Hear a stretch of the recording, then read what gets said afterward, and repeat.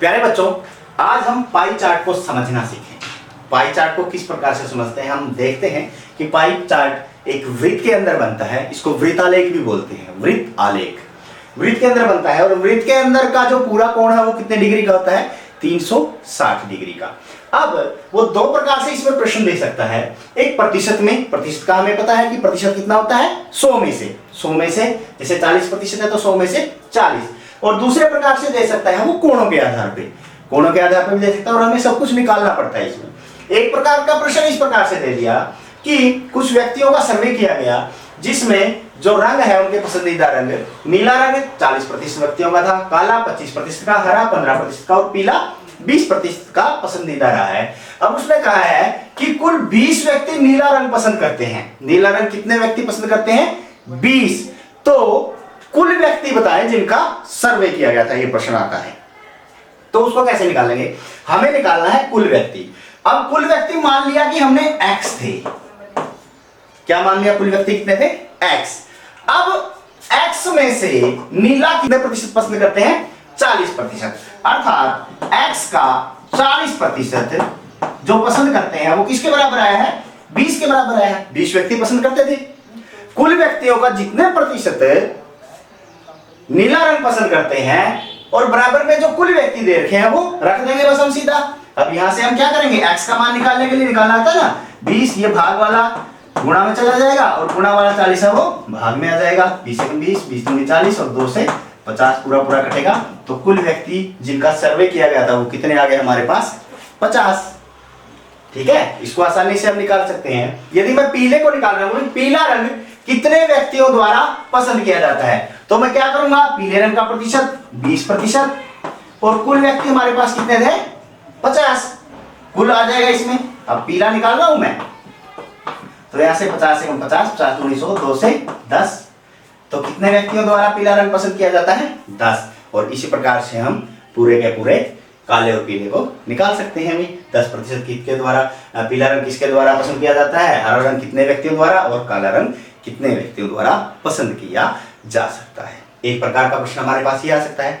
दूसरे प्रकार का प्रश्न हमारे पास इस प्रकार से आ सकता है कि कुल अंक दे रखे हैं और एंगल दे रखे हैं, तो हमें वो पूछ लेगा कि किस विषय में उसने 45 अंक प्राप्त किए। किस विषय में 45 अंक प्राप्त किए। अब 45 अंक दे रखे हैं और कुल अंक दे रखे हैं, तो उसके लिए हमें कोण पता होना चाहिए का उस विषय का। ये विषय दे रखे हैं, गणित का 120% है, विज्ञान का 90%, अंग्रेजी का 80% और हिंदी का 70% अंक प्राप्त किए गए हैं किसी बच्चे द्वारा। अब यदि कुल अंक 80 है तो वो पूछ रहा है कि 45 अंक किस विषय में प्राप्त किए। अब ये निकालने के लिए हमारे पास अंक है, अंक कितने हैं? 45 और कुल अंक कितने हैं? 180। और हमारे पास पाई चार्ट के अंदर पूरा कोण कितने डिग्री का होता है? 360 डिग्री का। तो हम विषय का केंद्रीय कोण, विषय का केंद्रीय कोण ज्ञात करने के लिए क्या करेंगे? विषय में कितने अंक प्राप्त किए हैं? 45 बटे कुल अंक कितने थे? 180 और गुणा में जितनी डिग्री हमारे पास होती है कुल कितनी होती है? 360 डिग्री। अब यहां से 180 एकम 180, 180 दूनी 360 और 45 दूनी 90 डिग्री। अर्थात विषय का केंद्रीय कोण कितना आया? 90 डिग्री। और 90 डिग्री किसका था? किसका था? विज्ञान का। तो हम लिख देंगे कि विज्ञान विषय में उसने 45 अंक प्राप्त किए। ठीक है। अब आगे वो पूछ सकता है कि उसने, छात्र ने हिंदी से गणित में कितने ज्यादा अंक प्राप्त किए। हिंदी से, हिंदी विषय से गणित विषय में कितने ज्यादा अंक प्राप्त किए। तो इसके लिए हम सबसे पहले क्या करेंगे? हमें हिंदी और गणित का अलग अलग से अंक निकालने की जरूरत नहीं है। हम सीधा करेंगे उनके केंद्रीय कोण को देखेंगे। केंद्रीय कोण इसका 120 है गणित का और हिंदी का 70। तो 120 डिग्री में से 70 डिग्री घटा देंगे, कितना आ गया? 50 डिग्री। अर्थात 50 डिग्री के बराबर उसने ज्यादा अंक प्राप्त किए। अब कितने ज्यादा अंक प्राप्त किए? 50 डिग्री। और किसकी 50 डिग्री? 360 की। और गुणा में कुल अंक कितना आ गया? 180। हर बार इस प्रकार लेंगे, 180 एकम 180, 180 दूनी 360, 2 एकम 2 और 25 दूनी 50। तो कितने अंक प्राप्त किए हैं उसने ज्यादा, गणित में हिंदी से 25 अंक। अंक जो भी चीज हम निकालते हैं वो हमेशा गुणा में आएगा, और जिसके थ्रू निकालते हैं, किसके थ्रू निकाल रहे हैं, केंद्रीय कोण के थ्रू निकाले थे आपकी बार, तो केंद्रीय कोण ऊपर बटे में कुल कोण, जो कुल पाई का कोण होता है वो होता है 360 डिग्री। तो उसको रखेंगे, हमारे पास ये आसानी से निकल गया।